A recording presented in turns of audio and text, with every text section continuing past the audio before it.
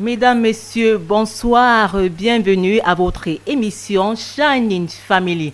Shining Family, c'est un programme pour apporter la restauration dans le foyer. Shining Family, c'est votre mission qui permet aussi à ceux-là qui ne sont pas encore mariés à pouvoir se préparer pour avoir un foyer épanoui.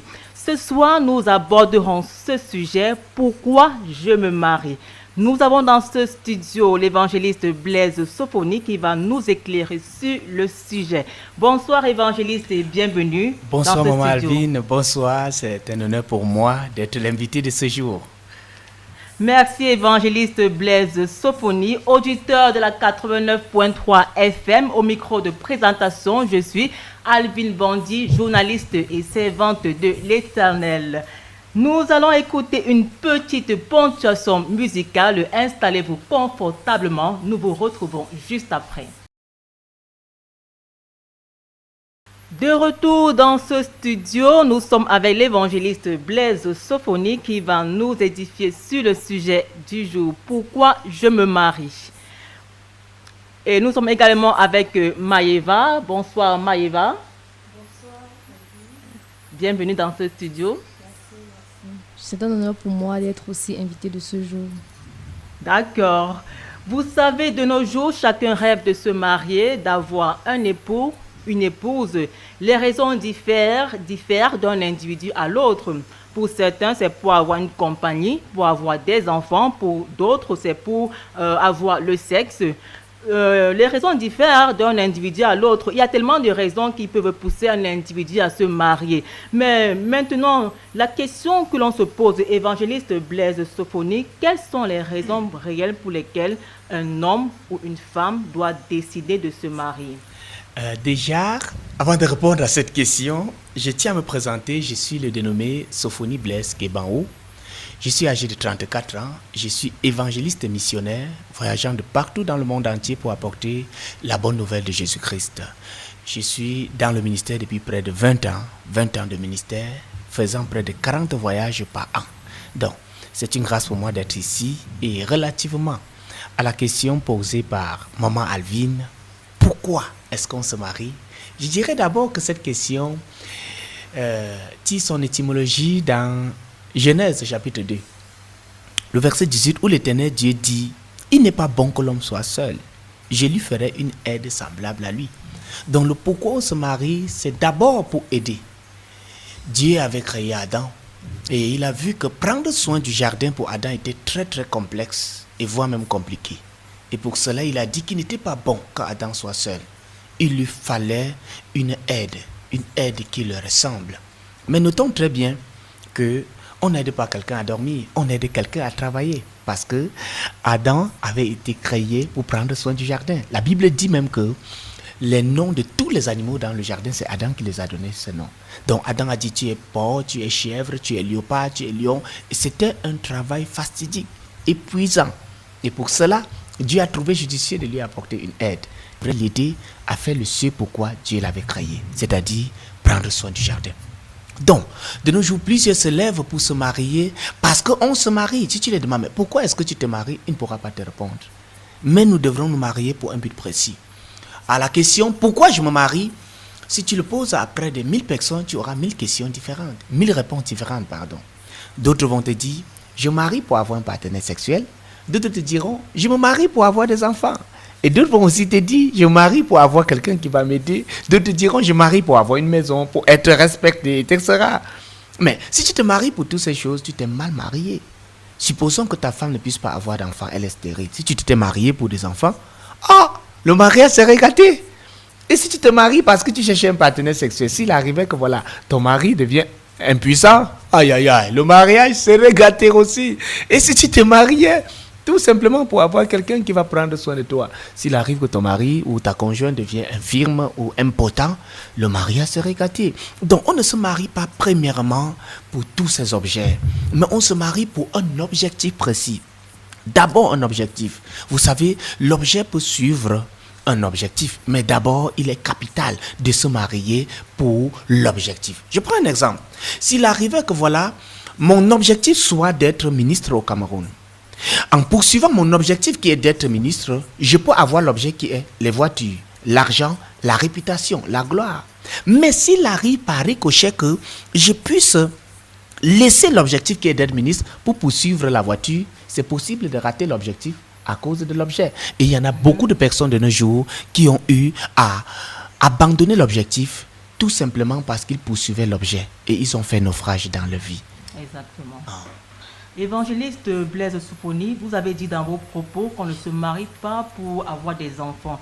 Mais dans Genèse 1, verset 28, il est écrit « Dieu les bénit et leur dit, soyez féconds, multipliez et remplissez la terre. » Ne peut-on pas comprendre par là que Dieu a créé le mariage pour que l'homme et la femme assurent une descendance sur la terre? C'est une très bonne question, mais je tiens à dire que si le but premier du mariage était la procréation, je vous assure en vérité, c'est que lorsque tu n'es pas marié, l'enfant n'entre pas, en termes camerounais. Donc naturellement, si c'était le but premier du mariage, la procréation, c'est que lorsque tu n'es pas marié, couche avec n'importe quel homme, tu ne serais jamais enceinte. Et ce n'est que quand tu serais marié que voilà, l'enfant pourrait venir. Mais je tiens à nous dire que le but premier du mariage n'est pas d'abord pour la procréation. C'était pour prendre soin du jardin. Ça, c'était le cas pour Adam. Mais pour toi et moi, le ce pourquoi Dieu nous a créés, c'est ce que j'appelle le but, l'objectif. Le ce pourquoi Dieu nous a créés, c'est ce que j'appelle la vocation, qui est différent du travail que tu peux faire. La vocation est différente de la profession. Voilà. Donc on se marie pour accomplir notre vocation. C'est très capital. Toute personne en venant sur cette terre a un ce pourquoi Dieu l'a créé, a un but pour lequel Dieu l'a envoyé sur la terre. Et c'est cette vision, c'est ce pourquoi Dieu t'envoie qui devrait déterminer le choix de ton conjoint, qui devrait déterminer le ce pourquoi tu te maries. C'est très très capital. Parce que nous tous, nous avons une vision. Lorsque Dieu nous envoie sur la terre, Dieu envoie chaque enfant avec un but précis. Et réussir même l'éducation d'un enfant consisterait à aider cet enfant à découvrir le pourquoi Dieu lui a envoyé sur la terre. Jésus, à 12 ans, connaissait déjà le pourquoi Dieu l'a envoyé sur la terre. Il pouvait dire à ses parents, mais pourquoi m'avez-vous cherché? Ne savez-vous pas que je dois m'occuper des affaires de mon père? Il connaissait déjà son but.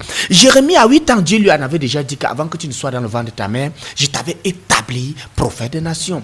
Et plusieurs personnes qui ont marqué leur génération, à l'instar d'Albert Einstein et plein d'autres personnes, sont des enfants qui savaient le pourquoi Dieu les a envoyés sur la terre et ils ont orienté le choix de leur conjoint en fonction de l'accomplissement de cette vision. Parce que si tu ne connais pas le pourquoi Dieu t'a envoyé sur la terre, tes chances d'échouer dans le choix de ton conjoint sont à 90%.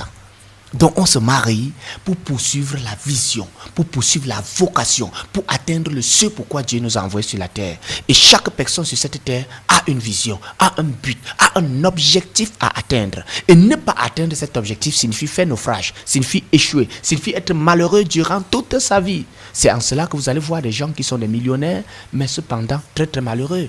Oui, parce que le bonheur même vient de la découverte et de l'accomplissement de la vision pour laquelle Dieu nous a envoyés sur la terre. Et beaucoup d'autres personnes qui ont raté, qui n'ont pas su, qui n'ont pas connu cette chose pour laquelle Dieu les a envoyés sur la terre ont fait naufrage. C'est pourquoi vous allez voir certaines personnes qui ont échoué comme militaire. Pourtant, ils n'étaient pas appelés à être militaires. J'ai dit dans l'un de mes documents sur connaît le but de son existence sur la terre que lorsque l'avion rate la piste d'atterrissage, ce n'est plus un avion, c'est une bombe.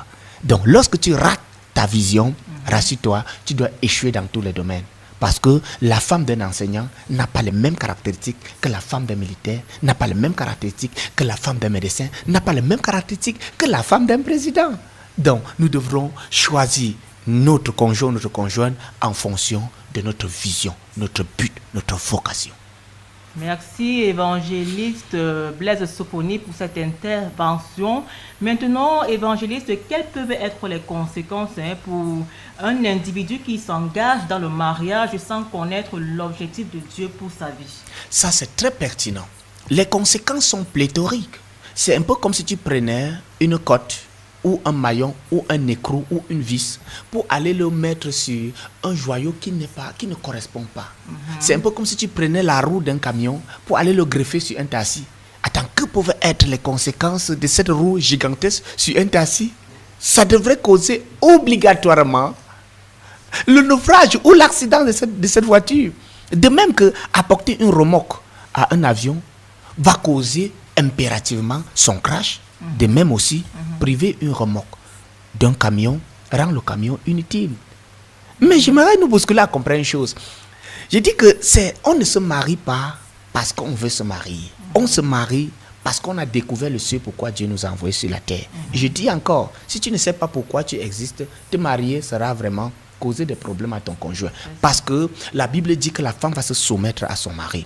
Et quand on essaie de décortiquer le mot soumission, on comprend que la Bible dit que la femme doit être sous la mission de son mari. C'est très capital. Si tu n'es pas sous la mission, si vous ne vous unissez pas pour accomplir cette mission, la mission pour laquelle Dieu vous a envoyé sur la terre, c'est normal que vous soyez des rivaux à la maison. C'est normal que votre foyer se change par un terrain de ring où chacun boxe, où chacun veut tirer la couverture de son côté. C'est très normal que vous subissiez des frustrations, etc. Les statistiques le montrent. Plusieurs hommes d'affaires, plusieurs grands hommes, milliardaires, millionnaires, qui ont atteint des cimes dans les affaires, c'est tout simplement parce qu'ils s'étaient unis pour poursuivre un but, une affaire. Et lorsqu'ils ont atteint ce but, plusieurs se sont séparés parce qu'il n'y avait plus une autre motivation pour les maintenir ensemble.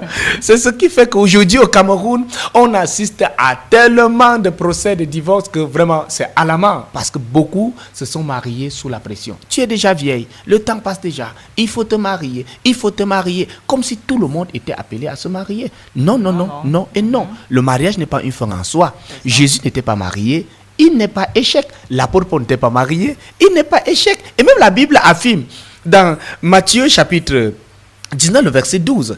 Il dit car il y a des eunuques qui le sont dès le ventre de leur mère. Il y en a qui le sont devenus par les hommes. Et il y en a qui se sont rendus eux-mêmes à cause du royaume des cieux. Que celui qui peut comprendre, comprenne. Ici, la parole de Dieu nous dit très clairement que le même Dieu qui a dit qu'il n'est pas bon que l'homme soit seul, le même Dieu a créé d'autres personnes uniques, c'est-à-dire appelées à être seules, à ne pas se marier. Le même Dieu a permis que d'autres gens soient castrés pour bien jouer le rôle pour lequel il les a envoyés sur la terre. Donc de même qu'il y a des voitures qui ont été conçues pour avoir des remorques, il y a aussi des voitures qui ont été conçues pour ne pas avoir des remorques. Donner à une voiture conçue sans remorque, c'est-à-dire ajouter peut-être à une Pajero une remorque d'un camion grumier, ça serait stabiliser cette voiture sur place. Mais priver aussi un camion grumier de son remorque, c'est le rendre inutile. Donc il y a ceux qui sont appelés à se marier pour atteindre la vision et ceux qui ne sont pas appelés à se marier. Si tu es appelé à te marier, si ta vision demande que tu te maries, ne pas te marier sera échoué. Mais si ta vision ne demande pas que tu te maries, te marier, sera aussi échoué. C'est très capital. Ok, merci évangéliste. Vous avez dit, on se marie pour accomplir une vision. Une vision. Maintenant, pour ceux-là qui se sont engagés dans le mariage sans avoir un objectif précis, sans une vision à accomplir, que leur proposez-vous comme solution? Pour ceux qui se sont engagés dans le mariage, sans connaître le but pour lequel ils sont engagés, je tiens déjà à dire à ces personnes, soyez fortifiés parce que ce n'est pas facile. Ce sont des gens qui pleurent, ce sont des gens qui en souffrent, ce sont des gens qui bataillent. Ce sont des gens qui passent des nuits à gémir et qui ont fait du mariage l'objet de leur intercession. Ils prient chaque jour, Seigneur, que mon mari change, Seigneur, que ma femme change. Pourtant, ils devraient prier pour accomplir la vision. Ils devraient s'asseoir pour réfléchir sur comment faire pour atteindre tel but. Pour ceux-là, je leur dis déjà courage. Pour ces pasteurs, pour ces femmes de pasteurs, je leur dis courage, courage vraiment.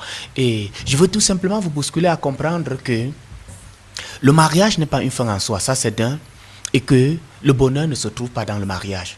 Je vais choquer quelqu'un en lui disant, mais je dis encore, le bonheur se trouve en Dieu. Tu aurais bien voulu avoir un mari parfait. Tu aurais bien voulu avoir un mariage réussi. Et là, ce n'est pas comme cela, mais je veux te dire que ta joie ne dépend pas de cela. Ta joie dépend de Dieu. Ta joie dépend de Jésus-Christ, qui a dit, sans moi, vous ne pouvez rien. Je veux encourager toutes ces personnes-là à enlever leur objectif, à cesser de faire du mariage un objectif, mais à faire de Jésus leur objectif, à se focaliser sur leurs enfants et dire merci à Dieu pour ces enfants qu'il les a légués et bousculer ces enfants à découvrir leur vision. C'est à prier pour connaître le ce pourquoi ces enfants sont, à se focaliser sur la vie de ces enfants et à cesser d'attendre que leur mari les donne ce que seul Dieu peut donner. Amen. C'est très très capital. Je vais bousculer ces personnes à comprendre que le bonheur se trouve en Jésus et que le bonheur ne se trouve pas dans le mariage. Si le bonheur se trouvait dans le mariage, tous les hommes mariés seraient heureux. Mais hélas, Le bonheur ne se trouve pas dans le mariage. D'autres ont même pensé que le bonheur se trouve dans le sexe. Si le bonheur se trouvait dans le sexe, toutes les prostituées seraient heureuses. Je n'ai jamais vu une prostituée heureuse. D'autres ont même pensé que ça se trouve dans l'argent. Non, non, non et non. Si ça se trouvait dans l'argent, tous les hommes riches seraient heureux.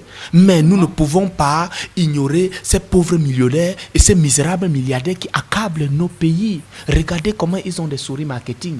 Regardez leur qualité belliqueuse, courroux. Comment ils peuvent claquer le feu, jeter sur 900 milliards et brûler sans que cela ne dise rien. Ce sont des plus malheureux que je n'ai jamais vus. Et je veux dire à tous ceux-là qui cravaient des situations de désarroi, tous ceux-là qui ont mal choisi, que Jésus leur tend la main et il est prêt à les aider à traverser ces situations. Il suffit simplement qu'ils acceptent sa main d'amour en laissant Jésus les aider à 1. Se pardonner eux-mêmes, 2. Pardonner à leur conjoint, 3. Se focaliser sur ce pourquoi Dieu les a créés et supplier le Seigneur de les aider à réussir l'éducation de leurs enfants. Voilà ce que je peux dire à plusieurs personnes qui ont raté le choix de leur conjoint. Merci. Merci à vous, évangéliste Blaise Sophonie, pour ces conseils. Merci pour cette intervention enrichissante. Amis auditeurs, je vous propose de souffler un peu en musique. Nous vous retrouvons juste après. De nouveau dans ce studio, nous sommes toujours en compagnie de l'évangéliste Blaise Sophonie et de Maëva Galleux. Maëva Galleux, c'est à vous. Nous rappelons le sujet du jour, pourquoi je me marie. Merci. Moi, c'est Maëva Galleux. Je suis enseignante de mathématiques de profession, community manager et graphiste. Donc, par rapport au sujet de ce jour, déjà, je voudrais dire, évangéliste Sophonie, merci pour ces éclaircissements. Mais ma question est celle de savoir, les parents disent que pour une femme, il y a un homme parfait. Et pour chaque homme, il y a la femme parfaite. Et les chrétiens, quant à eux, disent que c'est le Saint-Esprit qui m'a révélé ou alors c'est Dieu qui m'a donné cette femme. Puisque Dieu ne donne plus les femmes aux hommes, parce que déjà il a donné Ève à Adam, Adam va accuser sa femme de l'avoir fait manger le fruit défendu. Donc puisque Dieu ne donne plus de femmes aux hommes de nos jours, comment donc faire pour connaître la femme parfaite qui nous est destinée ou alors l'homme parfait qui nous est destiné? Ça, c'est une question pertinente. Déjà, c'est vrai, ce que vous affirmez est très juste. Lorsque Dieu a présenté Ève à Adam, premièrement, ça l'a coûté une accusation. Adam a dit, la femme que tu as mise près de moi. Mais lorsque nous regardons dans Osée, Dieu dit à Osée, va prendre pour femme une prostituée. Hein? Ça, c'était dans un cadre précis parce que Dieu voulait que Osée, lui, puisse ressentir ce que lui, Dieu ressentait lorsque le peuple le quittait pour aller adorer d'autres dieux. Mais pour nous, sur la nouvelle alliance, il est capital de comprendre que la Bible dit dans Romains chapitre 12 que, afin que vous discerniez ce qui est bon, agréable et parfait. Donc, nous devons de discerner ce qui est bon pour nous, ou ce qui est agréable, ou ce qui est parfait. La Bible dit que même si tu t'attaches à une prostituée, tu deviens une seule chair avec cette prostituée. Donc, avec la bonne femme, tu peux faire 10 milliards de choses. Avec la mauvaise femme, tu peux faire 5 millions. Et seul, tu peux faire 9 millions. Donc, soit tu choisis bien et tu réussis, soit tu choisis mal et tu tombes. Je connais des grands hommes de Dieu qui ont mal choisi et qui ont fait naufrage dans le ministère. Je connais plusieurs qui ont été tués par leurs femmes. Je connais plusieurs professeurs, docteurs qui sont allés enterrer leur appel, leur vision dans le mariage. Ils n'étaient pas appelés à se marier, mais à être ceux-là qui devraient découvrir des produits, des médicaments qui devraient résoudre le problème de la société. Donc, premièrement, je tiens à dire que connaître l'homme ou la femme parfaite revient à connaître d'abord sa vision. Et lorsque tu connais ta vision, il y a des critères à remplir. Ce que j'appelle le critère de la maturité. Est-ce que celui que tu veux choisir est mature? Est-ce que celui ou celle que tu veux choisir est mature psychologiquement, est mature spirituellement, est mature financièrement et même a une bonne fondation? Parce que nous pouvons trouver une très bonne personne, comme l'exemple de Jérémie, dans Jérémie chapitre 16, si j'ai bonne mémoire.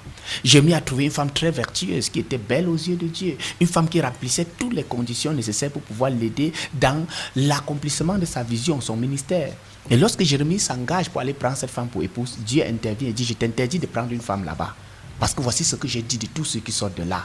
Ils vont mourir consumés par la famine, ils seront dévorés par la maladie, on ne va pas leur donner de sépulture, etc. La femme avait une mauvaise fondation. Et si Jérémie tentait de prendre cette femme pour épouse, c'était normal et capital que Jérémie souffre des problèmes liés à sa mauvaise fondation. Parce que lorsque tu t'es lié à une femme, vous devenez un. Ça veut dire que si tu as un peu de sida, tu donnes un peu à cette dernière. Si elle a un peu de syphilis, elle te donne aussi un peu. Dans le domaine spirituel, ça se passe aussi comme cela. Donc, naturellement, avant de t'attacher à quelqu'un, il est capital de connaître sa fondation. Donc, il y a le critère du fondement qu'il faudrait que tu notes. Je n'ose pas croire que tu sois content d'avoir des enfants qui seront tous des prostituées ou avoir des enfants qui seront tous des bandits, des voleurs. Tout simplement parce que les gènes, parce que dans ce que nous appelons en génétique le brassage intrachromosomique, la mère donne ses X aux garçons, le père donne ses X aux filles. Et la Bible dit dans Ézéchiel 18, verset 2, que les pères ont mangé des raisins verts. Et ce sont les dents des enfants qui ont été agacées. Jésus lui-même pointe du doigt certains gens au fondement mauvais en disant, voilà la génération de ceux qui ont tué les prophètes. Donc il est capital que lorsque tu as découvert ta vision, avant de choisir quelqu'un, pose-toi la question à savoir, est-ce que cette personne a une bonne fondation? Sinon, je t'assure en vérité, quoi que tu poursuives ta vision, tes enfants te feront souffrir. Et la Bible dit, dans Matthieu chapitre 21, 29, si j'ai bonne mémoire, il dit que il viendra un moment où on dira, heureuses les entrailles qui n'ont pas enfanté et les mamelles qui n'ont pas allaité. Tout ceci à cause du fondement. Donc, comme premier critère que tu devrais reconnaître sur l'homme parfait ou la femme parfaite que tu en as besoin, est-ce qu'il a une bonne fondation? Ça, c'est d'un. De deux, est-ce qu'il est mature psychologiquement? Parce qu'il y a des personnes qui ont la maturité physique, c'est-à-dire, tu vois un bel homme très beau, il a 40 ans, il a 30 ans, il a 29 ans, il est bien beau, il est même très beau, mais cependant, il réfléchit comme un enfant de 16 ans, c'est un vieux bébé. Et si tu épouses un vieux bébé, tu vas beaucoup souffrir en attendant que ton mari grandisse. C'est très capital. Donc, il y a le critère de la maturité psychologique qu'il est bon d'y en savoir. Est-ce que ce dernier est mature? Est-ce qu'il est psychologiquement mature? Je n'ose pas croire que tu désires un mari qui doit prendre l'argent, qui était prédisposé à aller aider, à aller acheter le médicament de l'enfant pour aller jouer au pari-foot. Je n'ose pas croire que tu prennes un mari qui sera un vagabond, un beau à rien qui passe son temps à lever le coup de bois, à saouler, qui n'a pas du temps pour éduquer ses enfants. Et fais donc de ta maison un centre de formation des saints pour Kondengui et pour Nubel. Non, non, non, non. Donc, il y a ce que j'appelle la maturité psychologique, qui est aussi important d'en juger. Premièrement, maturité fondamentale. Deuxièmement, la maturité psychologique. Troisièmement, la maturité financière. Il faudrait que ce dernier soit capable de pouvoir présenter même une dot si on lui en demandait. Qu'il soit capable de mettre une chaise sur laquelle toi tu pourrais t'asseoir ou de graisser un lit sur lequel toi tu pourrais dormir. Beaucoup de gens disent non, on va manger l'amour et boire de l'eau. Attention, ça n'envoie pas l'enfant à l'école. On va manger l'amour et boire de l'eau, ça n'envoie pas l'enfant à l'hôpital. Donc il y a ce critère de maturité financière qui est capital d'en avoir. Imagine un instant que tu tombes enceinte de ton mari. Oh, il t'aime jusqu'à mourir, comme plusieurs le disent. Quoi qu'il t'aime jusqu'à mourir et à cause de l'argent, parfois t'aime jusqu'à fuir. Imagine que tu sois à l'hôpital et que tu vas accoucher. On demande seulement 200 000 francs pour l'opération. Parce que la voix basse n'est pas possible. Et qui passe son temps à dire oh Dieu, oh Dieu, oh Dieu. Et voit celle qu'il prétend aimer mourir sur la table d'accouchement parce qu'il manquait seulement 200 000. Je ne pense pas que lui-même doit se pardonner ça. Donc on va manger l'amour et boire de l'eau. Vraiment, ça n'envoie pas quelqu'un à l'hôpital. Et ça ne prend pas soin de l'enfant. Ça, c'est capital. Donc, il y a le critère, la maturité financière. Et je ne dis pas que cette personne doit être millionnaire, non. Mais je dis qu'il faudrait qu'il ait au moins le minimum qui le permet de prendre soin d'une famille. On va manger l'amour et boire de l'eau, ne nourrit pas les enfants. Non, non, non, non, non, non, ça ne donne pas la nourriture aux enfants. Ce n'est pas l'amour qui part au marché acheter de quoi est-ce qu'on va manger, etc. Non. C'est très capital. Donc, il y a le critère fondamental. Est-ce qu'il a une bonne fondation? Le critère de la maturité physique. Est-ce qu'il est mature physiquement, psychologiquement? Est-ce qu'il est mature financièrement? Et le troisième critère, ce sera, est-ce qu'il est mature spirituellement? Je n'ose pas croire que tu puisses avoir un monsieur qui sera un homosexuel, par exemple. Tu as un mari qui est bisexuel, par exemple. Spirituellement, ça ne tient pas. Je n'ose pas croire que tu aies un mari qui serait un sorcier. Tu serais appelé à permettre à un sorcier d'éduquer tes enfants. Il y a un adage qui dit que si tu permets aux chiens d'éduquer tes enfants, ne sois pas surpris si tes enfants aboient. Donc, il est bon que tu puisses aussi en savoir ça. Donc, il y a 4 critères que je présente.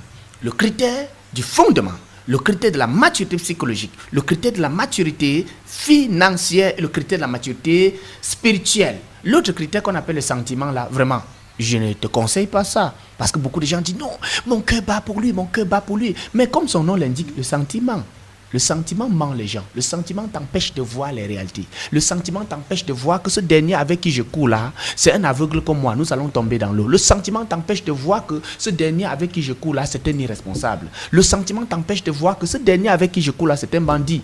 C'est un bandit, c'est un brigand. L'argent qu'il viendra me donner, c'est l'argent qu'il a eu à arnaquer les gens avec. Le sentiment t'empêche de voir des réalités. Les gens disent que l'amour est aveugle, mais je dis que non. C'est le sentiment qui est aveugle. L'amour ouvre les yeux. L'amour réfléchit. L'amour pose des actions concrètes. Donc, il est capital que lorsque tu as découvert ton bel homme, ton choukabe, on appelle comment, ton prince, que tu sois incapable de te poser la question à savoir est-ce qu'il remplit ses critères et par ricochet, en quoi est-ce que cette personne pourra m'aider à atteindre mon objectif.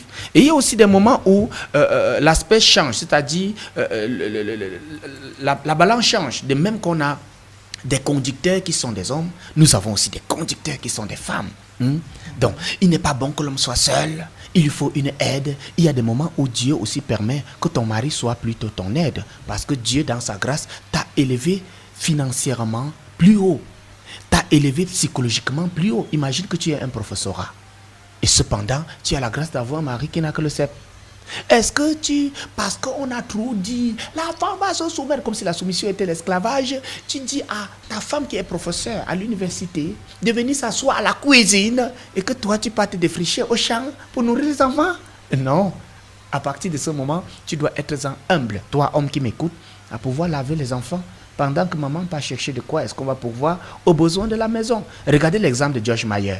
George Mayer, son mari ayant découvert que sa vision était plus grande, a fait comment? Il a éteint la sienne pour soutenir la vision de sa femme. Il prend soin des enfants quand sa femme impacte des millions de personnes dehors. Ça, c'est formidable. Et il en est ainsi.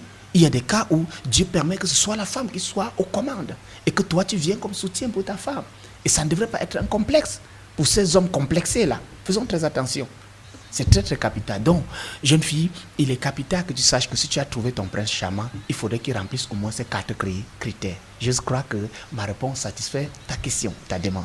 Oui, elle est très satisfaisante. Merci. Ok.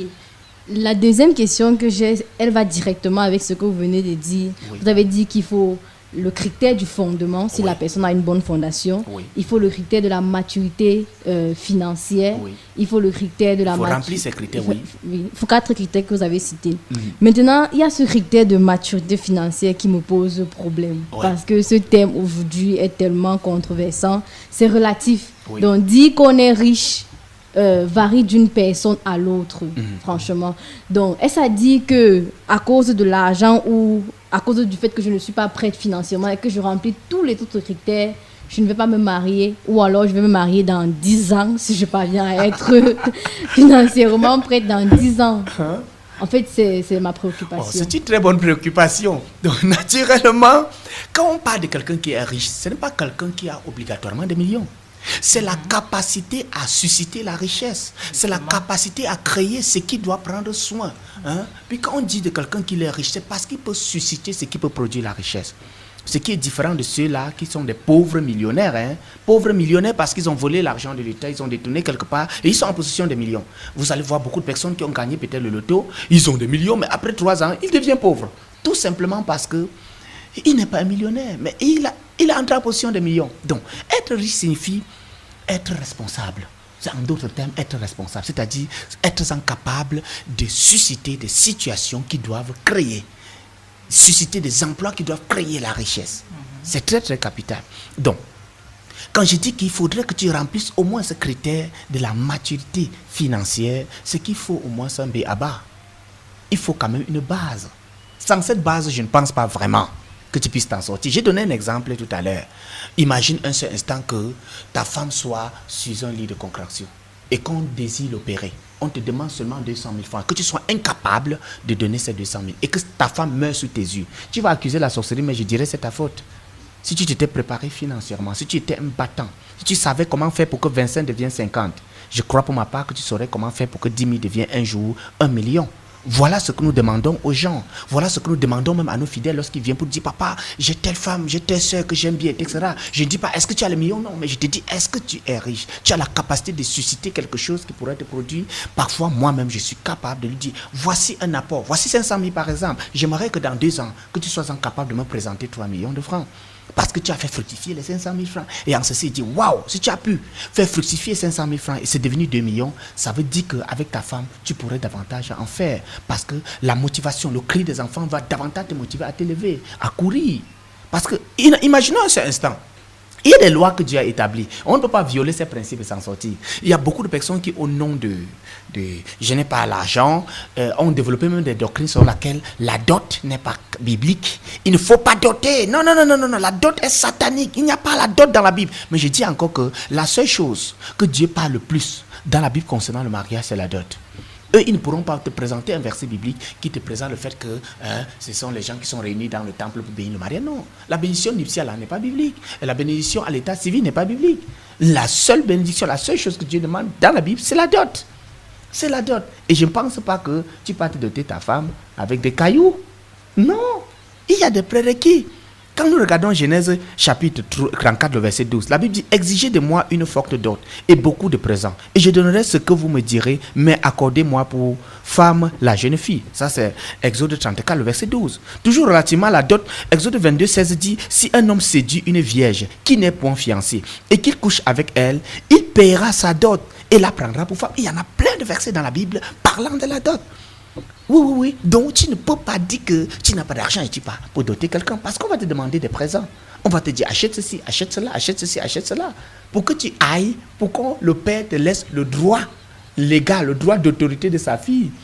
Oui, et pour ça, il te faut la dot. Il faut que tu aies des finances, jeune fille. C'est très capital. Qu'on cesse de dire non. Et pour nous, qu'on n'a donc pas l'argent, on fait comment bien? On habite d'abord ensemble. Après, on voit si petit à petit, on va doter. Non, ça sont des raccourcis qui nous causent toujours de sérieux problèmes. Et beaucoup de personnes qui se sont entrepris à aller habiter ensemble sans avoir la bénédiction des parents se sont trouvées sur un joug négatif, sur un fondement de pauvreté, un fondement de célibat. C'est pourquoi la plupart de ceux qui entreprennent des mariages comme ça ne sont pas bénis. Leurs enfants ne se marient pas. Et même leurs enfants, la plupart sont des prostituées. Parce que tous les fois où quelqu'un vient pour leur demander la main en mariage, ce qu'ils ont eu à poser comme fondation crie contre eux. Eux aussi, ils n'auront pas la dot de leur fille. C'est très capital. Et la dot, ce n'est pas qu'on tue les gens. C'est vrai aussi qu'aujourd'hui, beaucoup de parents mendiants, beaucoup de personnes carnivores, ou je vais dire, beaucoup de gros ventres sont entrés dans l'affaire de la dot avec toute leur énergie. Pourtant, la dot n'était pas ce qu'on nous assujettit aujourd'hui là-dessus. Vous savez, la Bible dit que le jour où tu en mangeras, tu mourras certainement. Donc, ce problème-ci commence depuis le jardin d'Éden. Le problème du ventre. Donc, toutes ces choses-là, c'est le ventre, maman Alvie. Le ventre de l'homme. Le ventre. Oui. Le ventre comment? Le ventre comment? C'est-à-dire la nourriture. Mais ce qu'on va manger. Le jour que tu en mangeras, tu mourras. Et c'est à cause de la nourriture que tu as vu qu'Adam est tombé. Aujourd'hui, à cause de la nourriture, vous allez voir des papas vendre leurs filles. Quelqu'un te dit, j'ai besoin de 17 porcs. L'autre te dit, j'ai besoin d'un camion qui sera la dot. L'autre te dit, j'ai besoin d'une voiture. C'est de la sorcellerie. Quand tu pars dans le début même de la dot, tu verras que la dot en elle n'est même pas une mauvaise chose. C'est quelque chose de louable. Et je vous assure, en vérité, ce n'était qu'un symbole sur lequel Dieu permettait que les parents puissent bénir les enfants. Parce que bénir consistait à puiser dans la joie de son âme pour apporter à l'enfant ce que l'argent ne pouvait pas donner. Et apporter un présent à un papa, à une personne mature, c'est permettre que ce papa te bénisse. C'est pourquoi Isaac, pour bénir son fils Ésaü, a dit, va arrêter une chèvre, prépare très bien, viens que mon âme mange et que je te bénisse. On ne peut pas bénir quand le ventre est vide. On ne peut pas bénir quand on n'a pas mangé et bu. Donc c'était même ça le but même de la dot. Je crois que s'il plaise à Dieu, un jour nous pourrons avoir sur ce panel un thème sur la dot. Est-elle biblique? Devons-nous doter? Quelles sont les implémentations que cela incombe? Merci. Justement, merci Évangéliste Blaise Sophonie. Nous y reviendrons dans nos prochaines éditions. Maintenant, Évangéliste Blaise Sophonie, le mariage a-t-il un aspect spirituel? Si oui, lequel? Le mariage est premièrement spirituel, avant même le physique. Et c'est pendant la dot que cette partie spirituelle s'exécute. Oui, c'est très capital. Le mariage est purement spirituel. Parce que la Bible dit, l'homme quittera son père et sa mère et s'attachera à sa femme. Et tous deux deviendront une seule chair. C'est la mathématique de Dieu. 1 + 1 font 1. Et ça, c'est spirituel. Mais comment se fait-il si nous voulons voir cela charnellement? Dans le domaine de la chair, ton mari et toi, vous êtes divisés, vous êtes séparés. Mais dans le règne de l'esprit, c'est spirituel. Lorsque vous deux vous mettez ensemble, les deux esprits sont unis, les deux âmes sont unies, tout est uni. Exactement. C'est pourquoi naturellement, quand quelque chose de mauvais va peut-être arriver à ton mari, tu as l'impression que quelque chose de mal va arriver à mon chéri. C'est très capital. Et vous allez voir que puisque vous êtes unis spirituellement, ce qu'il arrive t'arrive obligatoirement. Ou ce qui t'arrive arrive obligatoirement. Quand l'un est affecté, l'autre aussi est affecté. Parce que vous êtes unis. C'est très capital. Et c'est dans cette union-là que voilà, plein de choses peuvent se passer.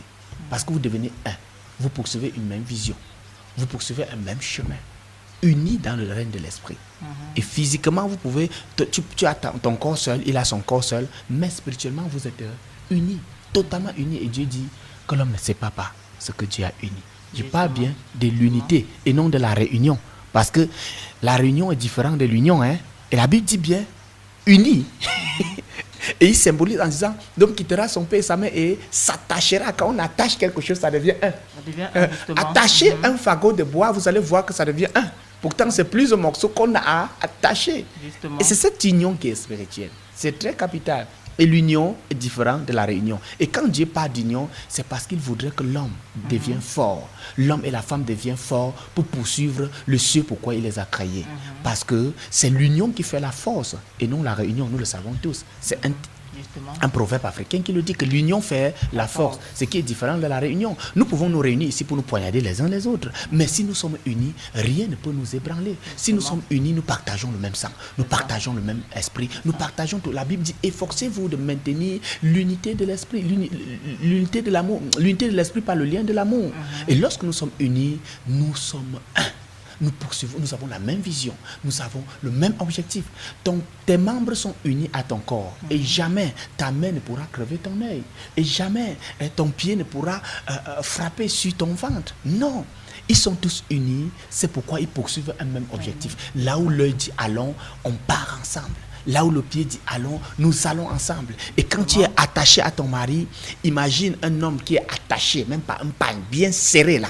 Et on vous dit avancez. Dis-moi, est-ce que quelqu'un pourra dire qu'il est il court plus vite? Non, vous allez courir ensemble. La vitesse de l'autre, elle va conditionner la vitesse au même rythme. Est-ce que tu pourras tourner et regarder à gauche et lui il regarde à droite? Non, vous allez ensemble. Si vous voulez tourner, vous tournez ensemble. Si vous voulez monter, vous montez ensemble. C'est ça même le but de Dieu. Il voulait que l'homme et la femme soient attachés pour poursuivre une même vision. Et que cette union les rend plus forts comme un tas de balais qui, étant unis par le lien, est imbrisable, incassable. C'est très capital. Et tout ce que Satan œuvre à faire, c'est de briser ce lien. Je me rappelle un jour, il y a des satanistes aux États-Unis d'Amérique qui ont gêné près de 121 jours pour que Satan détruise les unions, c'est-à-dire les unions des hommes de Dieu. Et je vous assure, beaucoup de pasteurs, beaucoup de grands hommes de Dieu aux États-Unis d'Amérique ont vu leur couple séparé et leur ministère saccagé. Parce que tant que cette union devrait être séparée, le ce pourquoi ils étaient là, était saccagé. C'est très capital. Bon, c'est pour cela que c'est très important de prier pour son mariage. Très important de prier pour l'unité dans le mariage. Ah oui. Parce que c'est cette union-là qui fait la force. Ah oui. Ok, merci évangéliste. Nous allons poursuivre. Évangéliste, aujourd'hui, le sentiment est le premier critère sur lequel les mariages aujourd'hui sont fondés. Pour ne pas dire souvent le coup de foudre. Oui. Comment donc aider quelqu'un qui vient nous dire, je veux me marier, mais je me rends compte que cette personne ne lui correspond pas, mais il lui est réellement attaché à cause du sentiment. Waouh. Le sentiment, je dis encore que nous devons éviter les tombeurs et les tombeuses amoureuses comme la peste. Parce que le sentiment, c'est pour moi, je définis le sentiment comme le manque de la discipline de ses pensées. Et quand tu n'es pas discipliné dans tes pensées peuvent quitter ta boîte crânienne pour se déverser sur un X. Et demain, la même indiscipline permet que tes pensées quittent de ta boîte crânienne pour se déverser sur un Y. Et tu diras à l'autre, je te barre, je suis maintenant avec X. Je te barre, je suis avec Y. Et tu verras que pour plusieurs, étant même mariés, qui sont des sentimentaux là, tu marches avec ton mari et tu es étonné de voir que quelqu'un frappe la porte d'une voiture là, pax. Celui dont tu avais arrêté la main se tourne et tu le dis même, chérie, on avait dit, il est déjà en train de rêver qu'il est avec l'autre. Parce que ses pensées sont versées sur l'autre. C'est très, très capital. C'est en cela que je dis que le sentiment, ça ment les gens. Le sentiment, c'est le manque de discipline de sa pensée. On laisse que le flot de sa pensée se déverse sur un X, c'est un Y, et ce n'est pas bon. Quand quelqu'un est esclave de son sentiment, dis-lui très clairement que les sentiments ne sont que des signaux. Ce sont des signaux que le corps donne. Ce sont des signaux que l'âme donne. Et nous ne sommes pas obligés de marcher suivant ces signaux-là. Lorsque tu es peut-être à voiture, tu roules dans un boulevard et que tu arrives dans un endroit où, en fait, dans un carrefour et que la plaque de signalisation met feu rouge, c'est un signal. Tu peux décider de t'arrêter comme tu peux décider d'avancer. Imagine que ça mette feu vert et qu'il y a un infirme devant toi. Ça dit avance, mais est-ce que toi tu dois avancer? Tu décides de ne pas avancer parce que tu privilégies, tu donnes la priorité à la personne qui est encore sur la chaussée. C'est très capital. Donc les sentiments, ce sont des signaux. On peut décider d'agir face à ces signaux ou pas. Il arrive des moments où un autre signal, parfois, c'est la colère. On t'a fait du mal et tu es très en colère. C'est un signal donné par ton âme qui émane de tes émotions. Mais tu peux décider d'agir face à cette colère ou tu peux décider de retenir ta colère. Ce ne sont que des signaux que le corps donne et nous devons choisir d'agir face à ces signaux ou refuser d'agir. Et pour nous, je crois pour ma part, pour des personnes matures, c'est que l'amour réfléchit. L'amour marche par sa tête et non par sa queue, parce que le sentiment, lui, il est sexuel. Mais l'amour, il n'est pas sexuel. Hein. La Bible dit Dieu a tant aimé le monde qu'il a donné son Fils avant quiconque croit en lui ne périsse pas, mais qui est la vie éternelle. La Bible ne dit pas que Dieu a tant aimé le monde qu'il est venu coucher avec les hommes ou qu'il a eu du sentiment pour des hommes. Non, non, non et non. C'est très, très capital. Oui. Et le sentiment, lui, il t'aime jusqu'à vouloir. Mais Dieu, lui, il t'aime jusqu'à donner. Et il est capital de comprendre très clairement que le sentiment, ce ne sont que des signaux. Et nous devrons décider d'agir ou ne pas agir en fonction du bien ou du mal que cela pourra nous causer. C'est très, très capital. Parce que j'aime X. Je crois pour ma part que l'amour n'étant pas sentimental, l'amour n'étant pas vraiment sexuel, il est capital qu'on puisse pousser cette personne à comprendre que ce sont les animaux qui marchent avec leur queue. Mais l'amour, lui, marche avec sa tête. Hein? Les hommes réfléchissent. J'ose croire que quelqu'un me comprend bien. Parce que quand il voit quelqu'un qui est sentimental là, il ne peut pas s'empêcher même de se jeter sur sa propre fille à la maison. C'est pourquoi vous allez voir certains pasteurs qui ont couché avec leur propre fille, certains serviteurs qui ont couché avec leur propre fille, certains parents qui ont fait de leur fille leur femme. J'en ai assisté à plusieurs qui ont même chassé leur femme pour rester avec leur fille. J'en ai assisté à un autre, les moutons, qui lui a couché avec sa fille. Et lui a même fait avorter sa première fille. À cause du sentiment. À cause du sentiment. C'est très, très capital. Mais pourtant, il pouvait dire stop, c'est ma fille. C'est ma fille. Marco, si tu veux, lève-toi. C'est toi qui parles là-bas, je t'attache. Tu ne bougeras pas. Donc c'est possible pour un parent d'avoir des sentiments pour son enfant. Oui. Parce qu'il y en a plusieurs qui n'arrivent pas à retenir ce flot. C'est très capital. Naturellement, quand ton langage d'amour est comblé, rassure-toi, tes sentiments vont se déverser vers la personne. Oui, il suffit que tu aies un enfant qui comble ton langage. Un enfant qui sait quand papa a besoin de ceci, quand papa a besoin de ceci, quand papa a besoin de ceci. Et s'il arrive d'un papa qui est sensible au langage du toucher, il prendra plaisir à être toujours avec cet enfant, à laisser cet enfant lui caresser, etc. Et puisque l'homme est fait ainsi, il va se lever. Sa queue va se lever. C'est très capital. Donc, il est capital que tu pousses cette personne à comprendre que les hommes ne marchent pas avec leur queue, mais ils marchent avec leur tête. Ça, c'est d'un. Et que Dieu nous a dit que la maîtrise de soi est un fruit de l'esprit. Nous devons apprendre à nous maîtriser. Et nous sommes libres de pouvoir obéir à nos sentiments ou pas. Et que l'amour n'est pas le sentiment. L'amour va au-delà du sentiment. Le sentiment peut finir avec le temps, mais l'amour ne finit jamais. Ceux qui sont mariés avec le sentiment ont vu ce sentiment s'éteindre après 1 an ou 2 ans et le chaos s'est installé. Mais pourtant, ceux qui sont mariés par amour ont vu leur couple être croissant, aller d'accomplissement en accomplissement, de joie en joie, de gaieté en gaieté, d'épanouissement en épanouissement. Et il est capital que nous bousculons cette personne à comprendre très clairement que lorsque tu aimes quelqu'un, même s'il arrive que cette personne, son choix ne se pose pas sur toi, je ne sais en quoi est-ce que tu devrais être fou furieuse ou être celle-là qui est prête à te suicider parce que cette personne a choisi une autre. Si je prends par exemple le fait que peut-être j'aime Maëva, ça c'est un exemple, et que Maëva, elle, trouve plaisir à pouvoir aller épouser une autre personne et non moi. Parce que je l'aime, je serais content de lui voir être épanoui avec un autre. En quoi est-ce que cela devrait me bousculer à me suicider, à être jaloux, à vouloir me venger, etc. En quoi? Tout simplement parce que c'est de l'amour. Mais si c'était du sentiment, bienvenue la catastrophe. Ça ferait plus mal. Que je vais me suicider, tu vas voir, je vais te montrer. Et ça, ce sont les animaux qui fonctionnent comme ça. Les êtres humains fonctionnent par l'amour. Ils marchent avec leur tête et non avec le cœur. Voilà ce que tu devrais expliquer à cette personne et bousculer cette personne à contrôler ses sentiments parce que c'est possible de le contrôler. Elle devrait discipliner ses moments d'appel avec ce dernier. Elle devrait changer sa manière de voir. Elle devrait se poser la question à savoir en quoi est-ce que me marier avec ce dernier me ferait du bien. Est-ce que ce dernier peut m'aider à atteindre mes objectifs. Elle devrait penser à sa vision. Elle devrait penser à sa carrière. Elle devrait penser à plein d'autres choses. C'est très important. Et avec ça, ça pourra lui donner la force nécessaire de relever la tête face aux sentiments. Parce que je connais plusieurs femmes qui ont couché avec le chauffeur.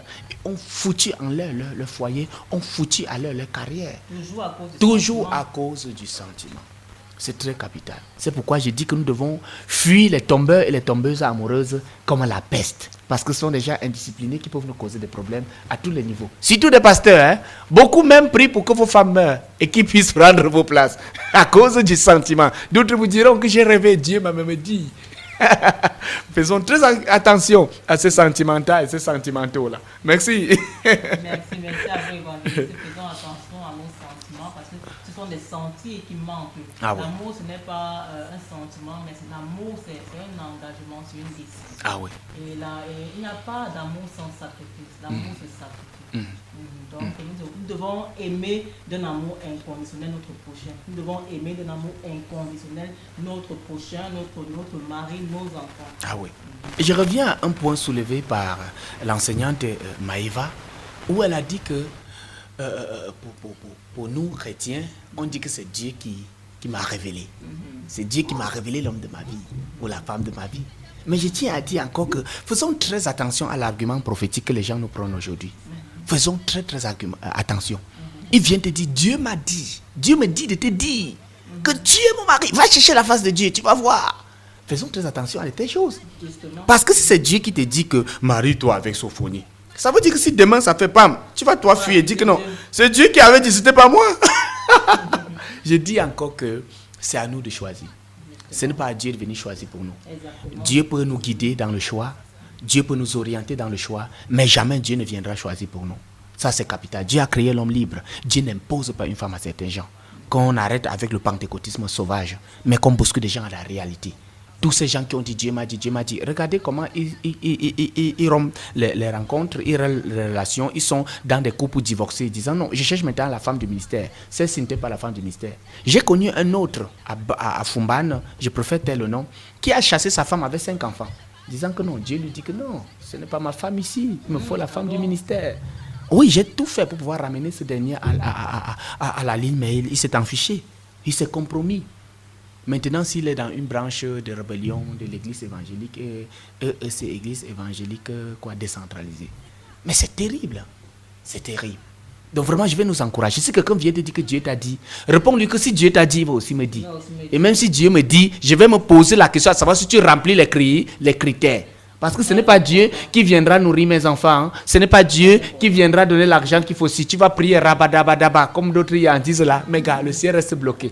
Plusieurs personnes en veulent même à Dieu parce qu'il ne remplit pas les critères que Dieu lui-même en a posés. C'est très capital, vraiment. Donc faisons attention à l'argument prophétique que certains vendeurs de vision viennent pour nous donner. Si c'est ce que quelqu'un est prêt, qu'il vienne demander ta main. Et si c'est ce qui n'est pas prêt, vraiment qu'il reste chez lui. On n'aide pas quelqu'un à dormir, on aide quelqu'un qui travaille. Il n'est pas bon que l'homme soit seul, il lui faut une aide. Et on aide quelqu'un qui travaille, on n'aide pas quelqu'un qui dort, qui passe du temps à jouer au njambo, ou qui passe du temps à vagouiller, à regarder le match, qui passe du temps à jouer au ludo en disant non, le Cameroun va changer. Un jour, les choses vont changer. On aide quelqu'un qui travaille. C'est très capital. Très important. Ah oui. Merci, évangéliste Blaise Sophonie, de nous éclairer sur le sujet. Évangéliste, maintenant, nous allons prier pour les foyers qui sont actuellement en difficulté. Ils se sont, le mari et la femme se sont engagés dans le mariage sans objectif précis, sans vision. Et maintenant, le foyer bat de l'aile. J'aimerais que nous prions pour ces cas-là, pour ces personnes qui actuellement sont en souffrance, qui se posent des questions, qui sont découragées, qui sont même prêts au divorce. J'aimerais que nous prions pour ces personnes afin que le Seigneur puisse leur apporter le réconfort, que le Seigneur puisse apporter la réconciliation et la restauration dans ces foyers. Je vais prier pour quelqu'un qui m'écoute. Je perçois dans mon esprit un Ludovic qui est une personne intègre, et qui a réussi le choix de son conjoint, mais sa femme lui fait les choses difficiles à cause du fait qu'il souffre d'une attaque de Marie-Esprit dans leur vie. Dans le nom de Jésus-Christ, Seigneur, je prie pour Ludovic. Je prie enfin toute attaque spirituelle œuvrant à déstabiliser le couple de cet enfant soit stoppée dans le nom de Jésus-Christ. Amen. Je commande à toute force satanique qui a juré de maintenir Ludovic dans la sécheresse, de le lâcher maintenant au nom de Jésus-Christ de Nazareth. Père, localise sa femme où qu'elle se trouve, que ta puissance se saisisse d'elle, que ton onction se saisisse d'elle. Amen. Je commande à tout mari-esprit, entends la vie de cet enfant, à toute puissance des eaux qui bouscule cet enfant à omis son mari, à le ridiculiser, à lui donner la honte, de lâcher prise maintenant dans le nom de Jésus-Christ. Amen. Je te bénis parce que tu m'exauces, Père. Dans le nom de Jésus, j'ai ainsi prié. Éternel, je lève la voix pour tous les couples de pasteurs, pour toutes les femmes pasteurs qui subissent le vol, qui subissent l'outrage, qui subissent toute catégorie d'ignominie et de honte de la part de leur mari, qui subissent l'ignominie et la honte de la part de leur conjoint. Je prie, Seigneur, enfant, que tu visites les cœurs, que tu guérisses les cœurs fragilisés, que tu guérisses les cœurs blessés. Amen. Je prie, enfant, tu viennes au secours de leurs faiblesses et leur donne la force nécessaire d'éduquer les enfants, de combler le cœur de leurs enfants, abandonnés par leurs parents, au nom du ministère. Seigneur, viens au secours de ces femmes et accorde-les grâce, force et détermination. Ta parole dit que par tes mains crucifiées, nous sommes guéris. Je prie, enfant, que tu donnes à une femme pasteur, enfant, que tu donnes à une femme de pasteur, à pouvoir utiliser ses souffrances pour aider les autres. Je prie, enfant, que tu donnes à cette femme de pasteur qui m'écoute maintenant, que de tes cicatrices vont jaillir la vie qui va guérir les autres. Amen. Je prie, enfant, tu donnes à une femme de pasteur qui m'écoute maintenant, que par ses souffrances, qu'elle écrive un livre qui aidera plusieurs à sortir de cette situation. Amen. Je suis sûr que le Seigneur te bénisse, toi qui m'écoutes, qu'il exauce tes cris, qu'il te donne la force nécessaire pour pouvoir pardonner l'impardonnable. Je prie, enfant, que Dieu donne à quelqu'un qui était blessé par son conjoint, de pouvoir pardonner pour son propre bien et voir sa vie guérie, voir sa santé équilibrée, voir sa psychologie restaurée au nom puissant de celui par qui et pour qui nous vivons, Jésus-Christ de Nazareth. J'ai ainsi prié. Amen. Amen. Amen. Merci, évangéliste Blaise Sophonie. Merci également à toi, Maïva. Merci. Amis auditeurs, nous sommes arrivés au terme de cette émission. Nous retenons qu'on ne se marie pas pour satisfaire nos propres désirs, mais on ne se marie pas pour avoir des enfants, on ne se marie pas pour avoir le sexe, on ne se marie pas pour être appelé Monsieur X, Madame X, pour avoir une alliance au doigt. Hein. On ne se marie pas pour avoir une compagnie et pour fuir la solitude.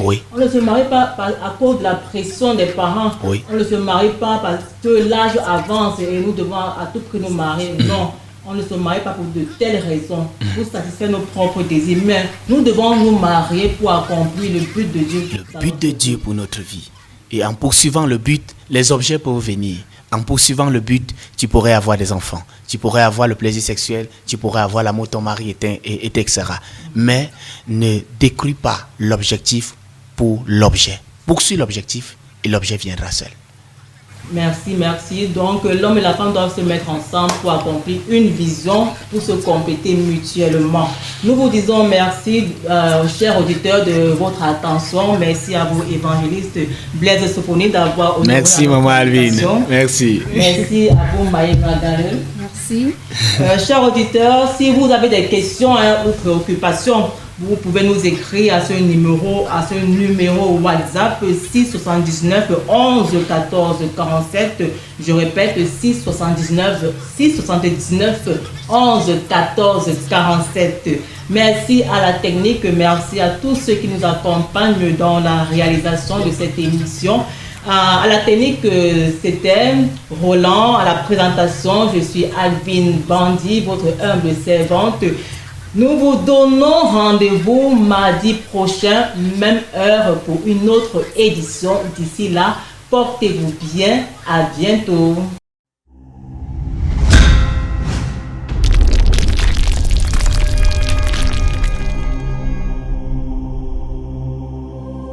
Vous écoutez RAD FM.